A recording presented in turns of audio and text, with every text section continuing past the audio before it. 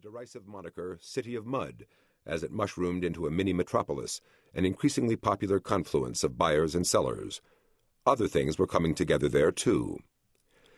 Cairo's needle pointed southeasterly across Kentucky toward Nashville, the new Confederate States of America's chief supply depot west of the Appalachians.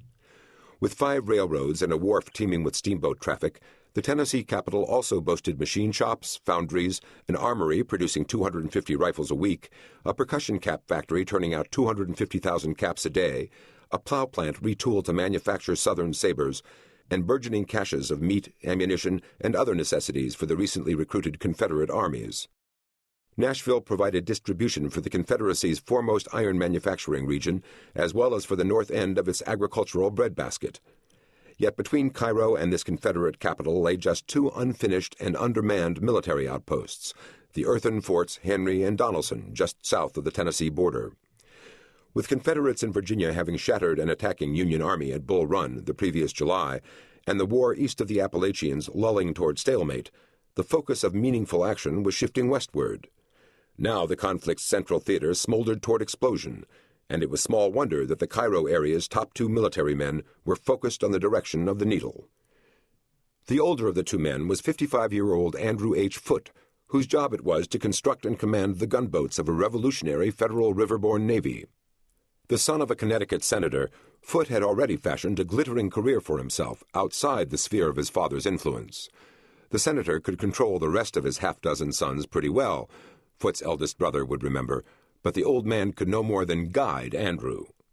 Commanding a brig off the west coast of Africa earlier in his career, the headstrong son had risked the ire of Southern members of Congress by helping British Royal Navy crews pursue and search the many slave ships bound for the Americas.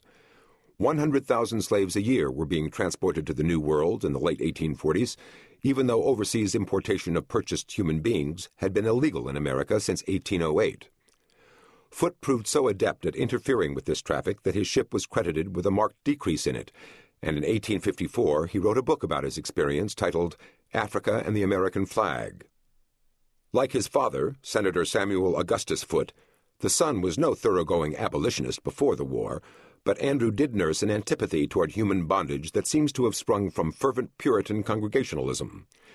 His faith was so pronounced that he required his sailors to attend religious services each Sabbath and often held the rites himself.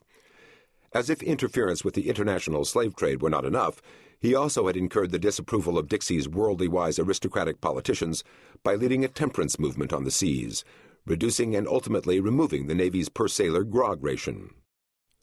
Foote was a man of contrasts. An associate remembered that Foote was black-eyed, stocky yet agile, exhibiting a sailor-like manner that made his company highly desirable. Along with his fervent religion, he displayed great sympathy for human failings, having supported congressional banning of the punitive naval practice of flogging. But he was merciless in the face of the enemy. He believed that the only way to defeat a foe was to seek out and destroy him, and even his religion hardly curbed his bloodlust once he determined that his cause was right.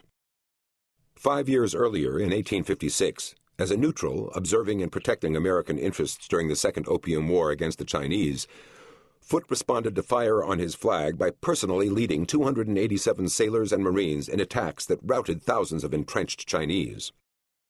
Foote's combativeness probably helped him form a bond with his otherwise unlikely co-conspirator, the Cairo Army commander, a younger, less overtly political and reputedly bibulous Ulysses S. Grant. 39 years old, Grant had been sent to southern Illinois to command some 20,000 infantry and cavalrymen who were massing there, shortly before Foote arrived to supervise completion of a fleet of metal-covered and timber-clad gunboats to help protect them. At a slouching 5'7" and 135 pounds, Grant was a quiet, rumpled little man, often pictured grimly with a tight line of a mouth. A new brigadier general, he recently had had his photograph taken in uniform, looking foolish in a feathered hat, his facial expression suggesting dawning recognition of the image the picture could convey. His more natural sartorial style, borrowed from the Mexican war general Zachary Taylor, ran toward informal borderline slovenliness, unbuttoned tunics with tarnished buttons, and no rank on the collar. The world soon would learn, however, that the attention Grant withheld from his clothes tended to be applied to weightier concerns.